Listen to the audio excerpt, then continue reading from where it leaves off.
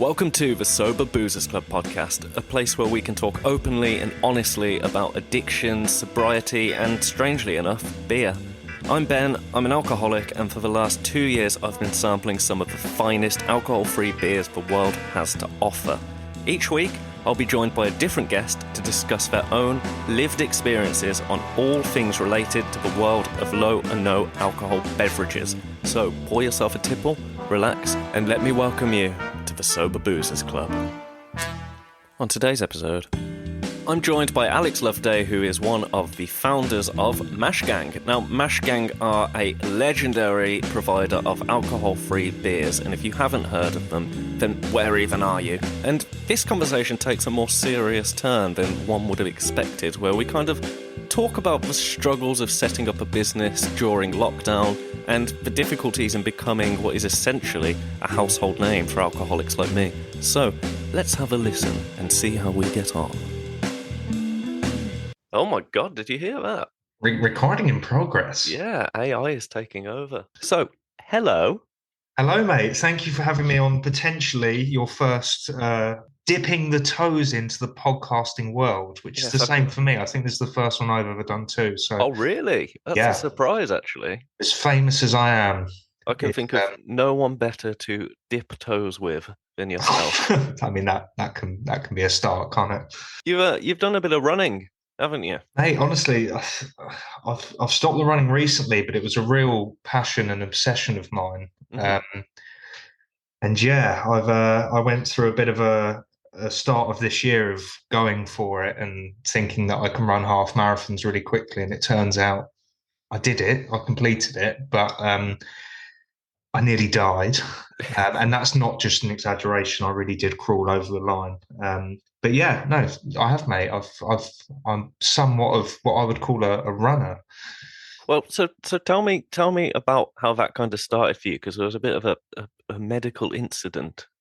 So in your younger years. Yeah, it was. Yeah, when I was 17, I basically I used to skate a lot, so you can kind of guess from the whole of the Mash Gang kind of background, it's all very skate focused and heavy metal music focused.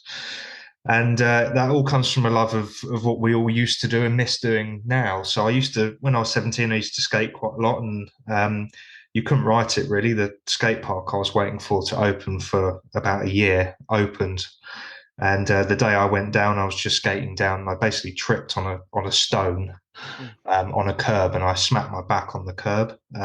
Ouch. And when you're that age and you skate a lot, you're kind of made of fairy dust. So I picked myself back up and thought nothing of it, and started getting chest pains and really strange. And I just carried on skating to the skate park, and bit by bit, like a real stroke in your brain, I started losing sort of function of my leg and oh man, really bad chest pains. And I thought, fuck, this is not good. So being 17, I went back to mum and dad's and cried and called mum and said I really don't feel very well. And she came back home, and we went to the doctors, and he said, I think you've trapped a nerve, which makes sense. I thought, well, okay, I feel a bit numb everywhere. It's a bit strange. Like, it's definitely that. Like, it can't be anything worse. And went back home, laid down for 7 hours, which is probably the worst thing you can do when you're having a stroke, and went to get back up and just couldn't walk at all. So, oh my God. Yeah, I mean, that's a very short version of the story. Yeah. 2 months later, they kind of worked out what was going on and said, look, you've had a spinal stroke. These are really rare, but the consequence is pretty harsh. So the chance of you walking is pretty low. And I think at the time it was one of those things when you're younger and you think, oh, I'm going to be fine. Mm-hmm. I'm going to be fine. But it's harder, I think, for your family to watch. I feel more sorry for them through that kind of scenario. So whenever anyone says to me, oh, wow, you went through a lot of shit and stuff, I think when you're that age, you kind of just, yeah, it was tough and it was shit. But at the same time, I think looking back at it now, I feel sorry I think my parents aged a few years along with my brother, quite a few years on being 31 now. I kind of run out of hobbies. I haven't got any hobbies apart from Mash Gang. Mash Gang's been a massive focus. I guess you can't really call it a hobby anymore. It's a business as much as we enjoy doing it still. And my incredible fiance, Georgia, said, like, look, you can do it. You can run. And quite often going out on nights out or drinking, especially, my leg gets a lot weaker and I end up limping around. So Hmm. no matter how much I gym or do weights on it, it doesn't seem to respond very well. So I just took up running, and it was really hard at the start. And I started getting better at it and enjoying it and noticing that my walking was getting better. So naturally, it just became a bit of a positive hobby of mine. I think the whole process itself was a real eye opener to how far you can push your body, Hmm. and also how fucked your body can be doing something. As I was doing it, I couldn't believe the feelings, every part of me was just screaming to say stop. And I genuinely say, I felt like I was going to die. It was to the point that my body was just like, you're going to pass out in a minute and just collapse. But that being said, got over the line. It was probably the best feeling for many years, and getting that feeling of achievement and having a hobby back it was quite emotional, to be honest. I can remember when you finished and I kind of messaged and it was like, "Did you die?" And Yeah. you said, it was got quite emotional at the end, because it is a big thing, isn't it? When you've been Yeah. through something like that, to then all these years later go, "Okay, that wasn't on the cards for me and for your family, I suppose." It's a big deal. Yeah, absolutely. And I think just my life's changed so much, since having the accident, being in and out of relationships and being single and not being very happy. And it kind of, there was two things linked together. I'm about to get married. My fiance was with me, supporting me in every part of it, which I've never really had out of a relationship. Hmm. And completing that was all a bit of and obviously that, taking a picture in front of the Mash Gang van, so much has Yeah. changed that it was the first time. And we'll go into this probably later, but even with our business, we're very numb to anything that good happens. We always focus on, either fixing stuff or making stuff better, and you miss the big wins. So I think that was kind of like a weekend where I wasn't working. It all kind of was like, oh, fuck, my life's changed so much, and not in a monetary way or anything like that. It's just so much richer in everything that I Yeah, do. when you look at kind of the journey versus the destination, Yeah, and it's something that you mention quite a lot to me whenever we kind of do these little chats about the origins of Mash Gang and the people behind Mash Gang, all yeah, coming from council houses. There's no investment in no. money initially except for what came from your own pockets, which in terms of a business wasn't a massive amount. No, no, it was really nothing, and I think that's the thing. We always strive to push the best out of what we do because we had fuck all, and we still have fuck all. So we really had nothing. We really still do have nothing, and everything we do is really for people, and it's not just a corny thing of saying it. And you've got these businesses that say, I made it, and then you've got rich mummy or daddy. It really was, absolutely nothing, and it comes through with everything that we do. And it's also very honest when there's mistakes. Often the website's broken, or this isn't working, that isn't working. The reason why is because we haven't got 30 grand to drop on a good website. Hmm. We will get there, but everything that we've built has been from nothing. And the initial investment was about £5,000, which was a hell of a lot of money for us, Yeah. between a couple of friends. And we made it into what we're doing now, which is unheard of and incredible. And I think because all these things happen and it's grown quite quickly for us, we forget to enjoy the successes of where we are, because unfortunately with a business, it never stops. Hmm. There's never an end goal, really. You've just got to find those moments in yourself. It might be, Well, a it is. weekend sitting down. It might be a weekend going for a run and doing a half marathon that you sit there and think, wow, actually what I've achieved is really special. So yeah, that's that bit there, I Well, it guess. is. It is a creative industry, isn't it? Like it's very similar to the music industry, kind of what you're doing, because you are constantly creating new things. And I suppose there's a fine balance between like the art versus the corporate side of business growth that's really difficult to juggle, especially when it is such a small team.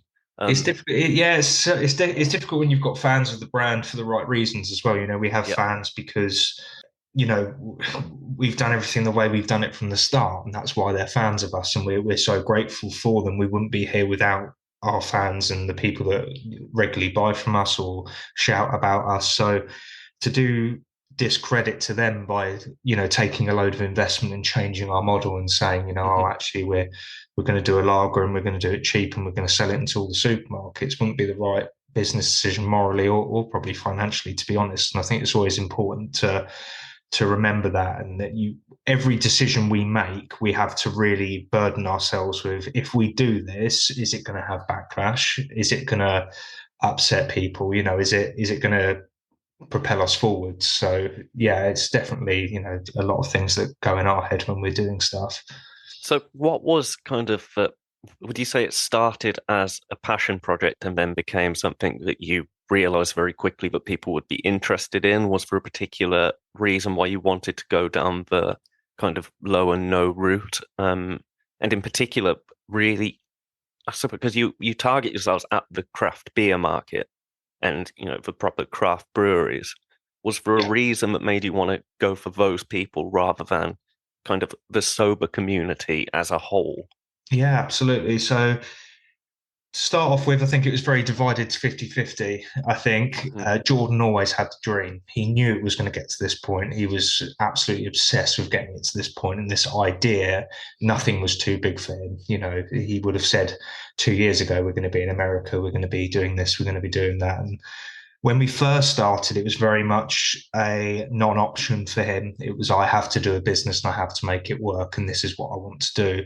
Hmm. For me, and my brother James, it was very much a hobby and just an enjoyment of watching something grow that quickly changed to, wow, this is actually something. So when we first started, we did our first run. We did a launch at Brewdog, and we turned up and we thought nobody would turn up, but we've spent £5,000 on beer. Let's just see if we can have some people that turn up, and there were queues out the door. And I think that was Wow. quickly a realization, and a lot of those people that came to that are still customers now. Yeah. That was a realization of, wow, this is actually something. And I was working a full-time job at the time, and that Hmm. quickly became a focus of mine. I wasn't really enjoying where I was at, so Okay. Mashbang was definitely the happy place. So yeah, I think with the idea, it never was an outset from the start to be like, right, we're going to create a business and this is what we're going to do. It was sort Hmm. of, it's lockdown. We want something to do. We're all smart guys, albeit idiots at the same time. We can do this. And it just grew from there. It grew rapidly, very quickly, which was also tough because there's no initial money there. So every run that we did of beer, we had to put any profit that we made it back into making more beer instead of wages, for example. We Yeah. just grew it from there. Um, so yeah, I think that was a point that it was kind of 50-50 split. And I think as we grew, we got taken on by the likes of Northern Monk under their wing to kind of help us out, and we quickly realised that there's a gap in the market for craft low ABV, Yeah.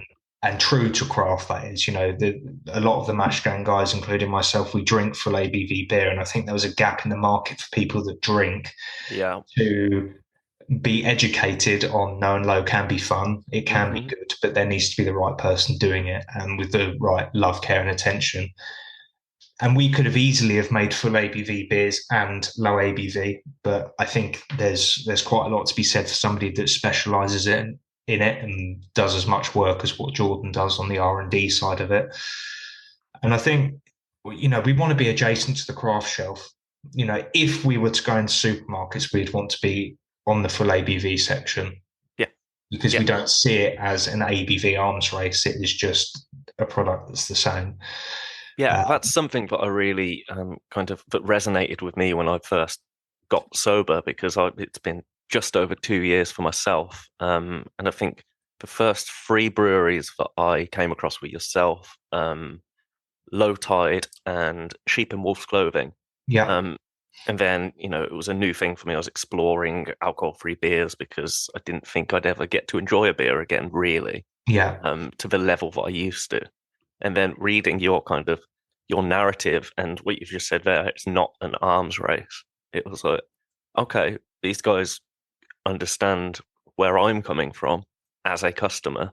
yeah, So let's delve into it a little bit more. And it's just grown and grown and grown. Um, it's only really been recently that you're not kind of seeing beers sell out before you can sell them, if Yeah. that makes sense. Yeah, absolutely. Yeah, it's changed quite a bit recently, and I think going back to it's quite a personal thing, as you know from me, why I get so passionate about the whole ABV thing. And we set out this company basically because we thought it's just a fucking discredit to people that are sober that you get served what you do, and the lack of care and attention from the macro breweries is an afterthought at best. Whether it be a marketing exercise, whether it be a tick box exercise, I'm extremely passionate at there could just be somebody out there that fucking puts some effort in and does it properly, and cares about it and loves it. And it's a discredit to the full ABV breweries. When some of the bits that we were trying before, it's like, oh, pale ale, fucking, this is disgusting. Like, Yeah. what? There must be a way. Like, there's always a way. Albeit, Jordan has some wizardry in what he does, but there must be somebody out there that can do this, and we just decided to do it ourselves. And variety is a massive thing. Yes, we could have started off with a lager and a pale ale, but instead we've released 70 different styles of beers, and we continue to keep making more because I think it's all well and good having your lager, your pale, but I think the excitement of anything is the discovery of something new, whether it be a, pie PA or Unlucky Charms or chocolate vanilla stout. If you are sober, that's quite an exciting place to be. Mm-hmm. Because if you weren't sober, you've got all the options in the world. So why is there Exactly. nothing out there that has those options? And yeah, by hook or crook, and financially, we probably did ourselves over. We certainly put the R&D into making those different beers. Well, that's the thing because now when if you look for alcohol-free breweries, Google search, you're up there. Yeah, And the branding that you've built, and not just the branding, but the customer base and the actual quality of the liquid is yeah, just getting better and better and better and better and better. And like the last few that you've released have blown my mind. And it yeah. I feels think almost when I talk about Mash Gang beers, it feels like I kind of have to pull my punches a little bit because yeah, I talk about you guys a lot, but there's a reason for that. yeah, absolutely. I mean, we're not by any means, we don't think, well, I say we don't think we're the best. It's not that at all. We're very aware of what's going on around us, and there are some Hmm. really great breweries out there. You've got Low Tide, you've got Can We Be Friends, you've got other craft breweries that we've worked with in the past and taught them processes like Northern Monk or Vocation Yeah. or Siren. All these people are learning from us and we're learning from them too. And a lot of people say to me, oh, you guys are smashing it. And, oh, there'll be somebody coming along soon. I said, I fucking hope so, because it's very lonely doing this, and I know that sounds really arrogant. It's It's not. lonely at the top. Yeah, I didn't really want to say that I because know, I know what you mean. I sounds do know what you it mean. It's just, sounds really arrogant, and it's all people's preference, isn't it? There's a lot of people that say they don't like mash gang, and that's great. But well, I the thing do, is, you've been doing this since lockdown, and that was, before I stopped drinking. I can speak for a sober person who is desperately searching for more alcohol-free beers. In the last 2 years alone, the amount of new breweries that have popped up and the amount of new beers that are popping up, it's growing and growing and growing and growing and growing. But you guys have been doing this for years now. So I think it is fair to say, that if you're not at the top, you're certainly there or thereabouts. And I don't think that's an egotistical thing to say.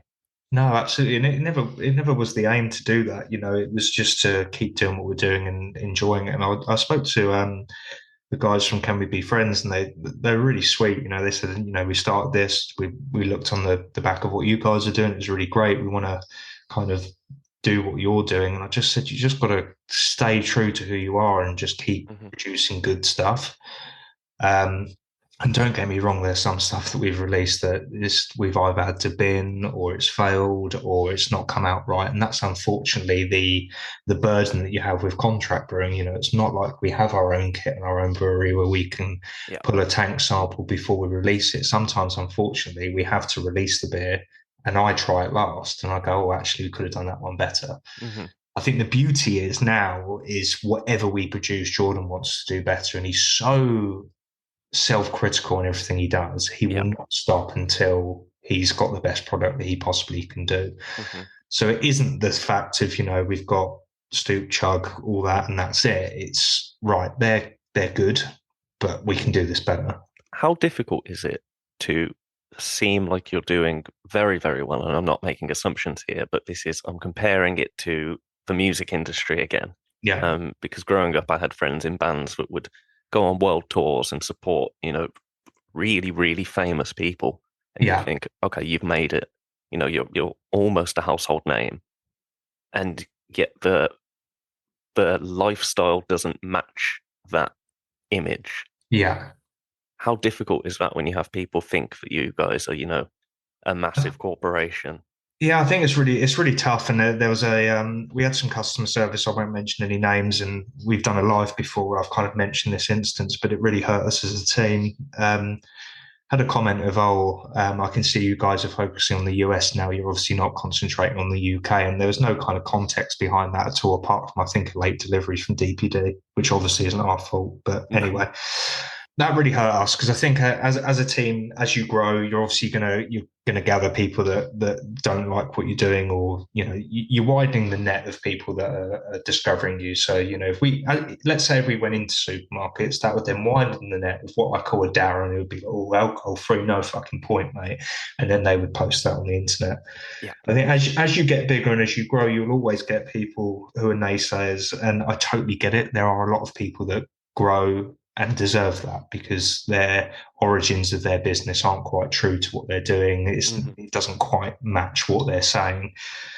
But we genuinely did come from nothing, and we've got to here. And by no means it's successful. We've just opened up the US. It's a lot of financial burden on us, and we're doing that because of demand, not because of we can make loads of money out of this. We're doing it because there's other businesses out there that were exporting our beers and spending hundreds of pounds on packaging to get them over there. And we thought, well, there must be a better way for Christina and her bottle shop to sell more at more of a profit. And again, it's who we've made lots of friends along the way, and thankfully, they've helped us out. And we've had friends in America that said, actually, you can go with us and we'll start brewing for you.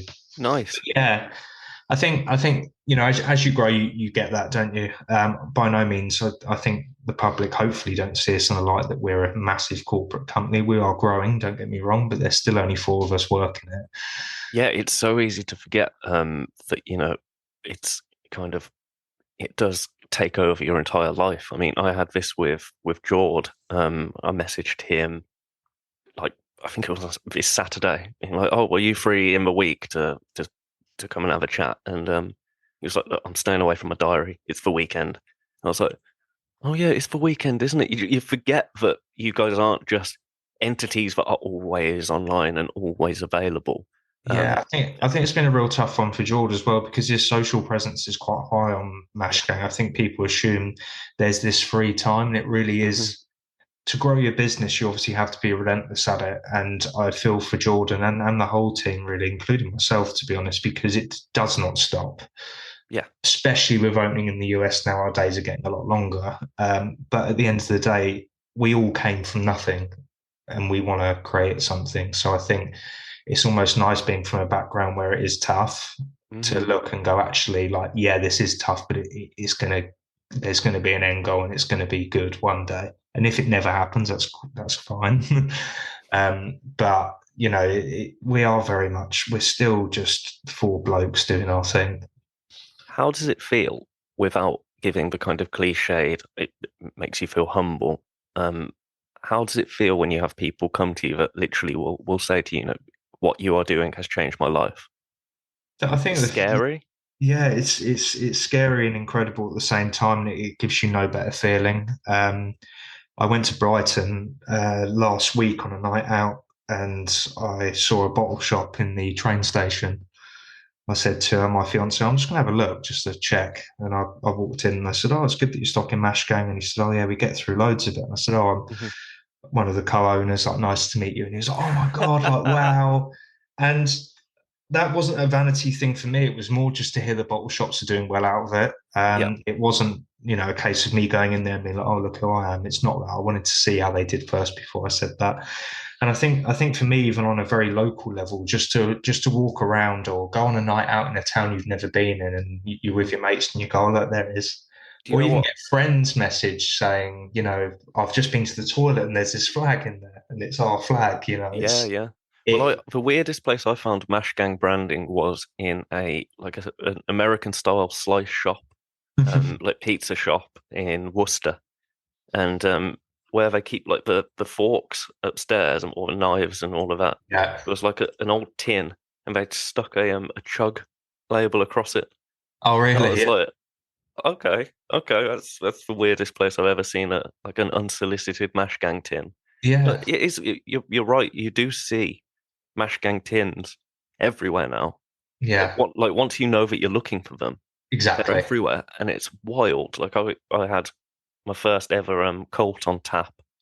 It would have been New Year's Eve, and being able to drink it from the tap, like knowing you guys as well now, it was like I felt so proud. Yeah, Um, thank you, mate. and I think that is another like thing that your community that you've built, we're all in it for you guys as much as we're in it for ourselves when we enjoy the beer. You Yeah. know, we want you to do well because you deserve to do well. Yeah, I think I appreciate that, and I think it's everything's happened very fast, but also very slow. To we have no money on marketing, and we still don't. We've put all of our money that we've got recently back into more production.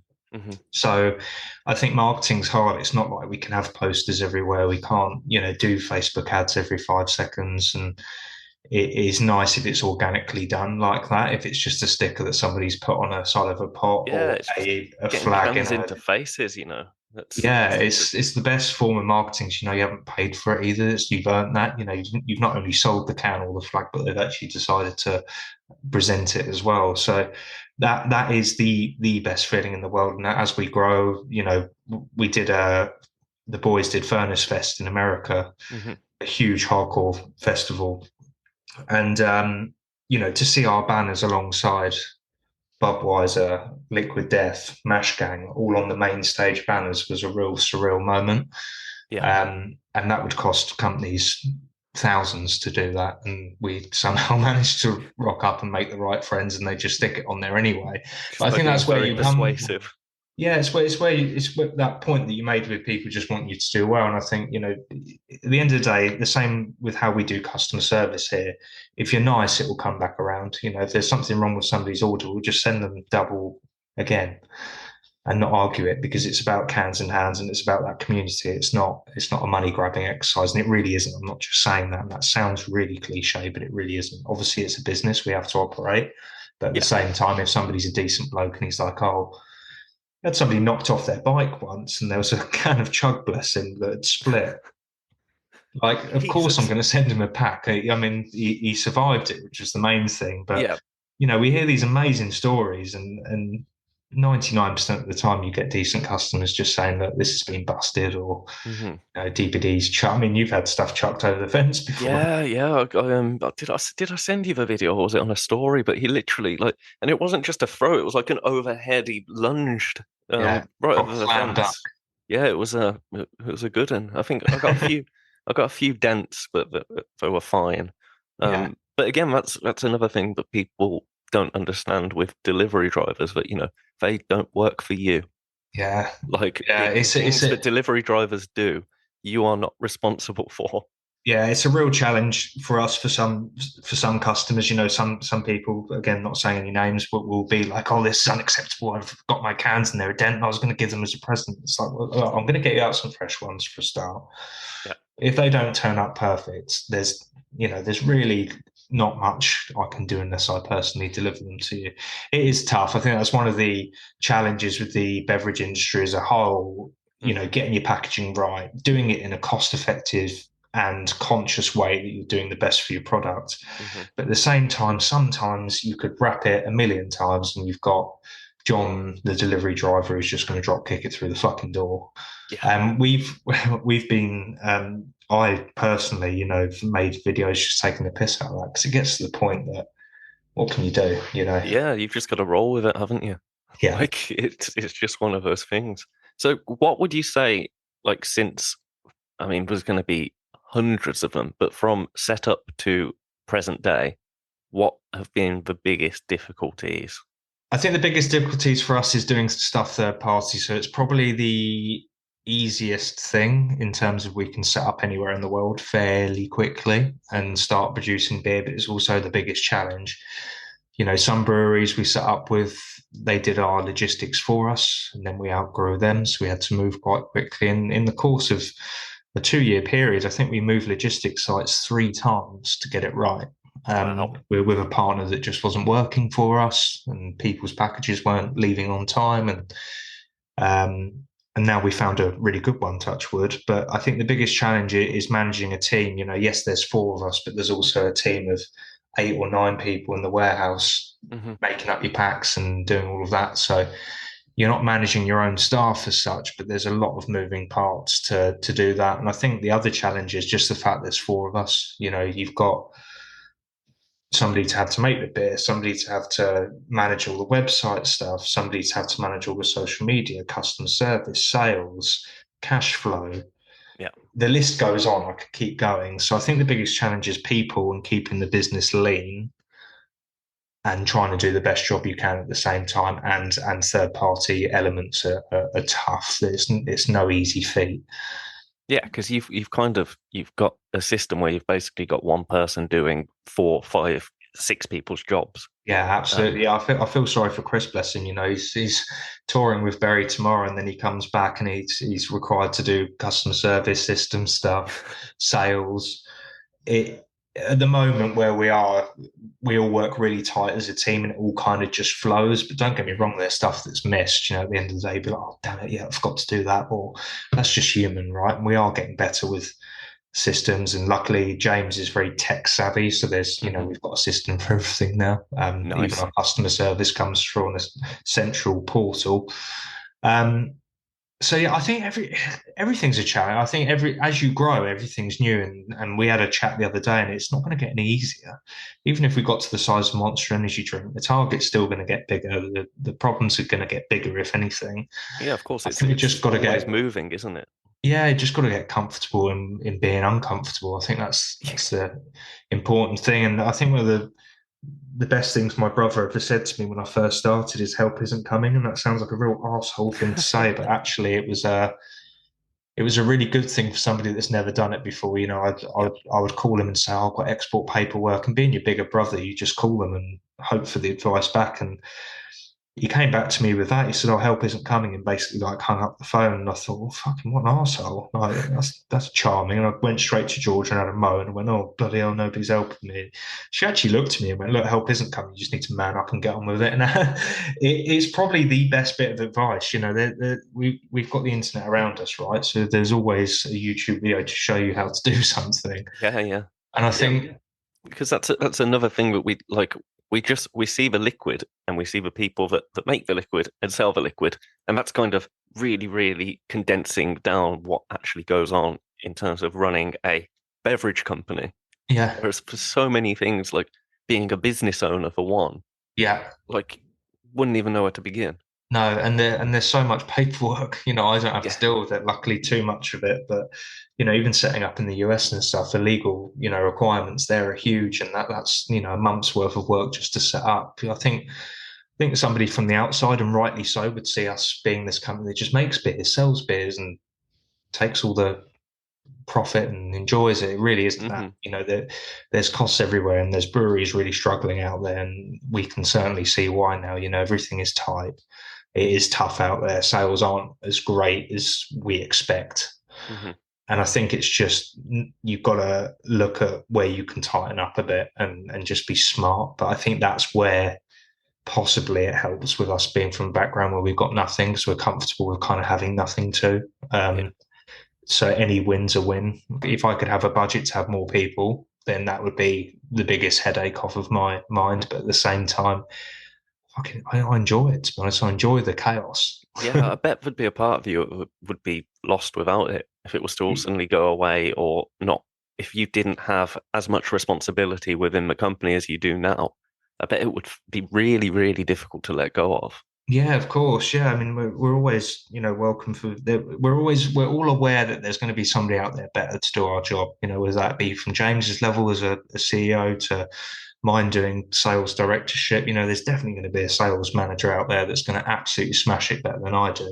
We're all very aware of that, which is quite nice as well. If it grew and somebody came in and we had to go, you know what, actually, this is for the better of our fans and the people that buy it, then great, we'll do that. But for now, it's just good old us, I'm afraid.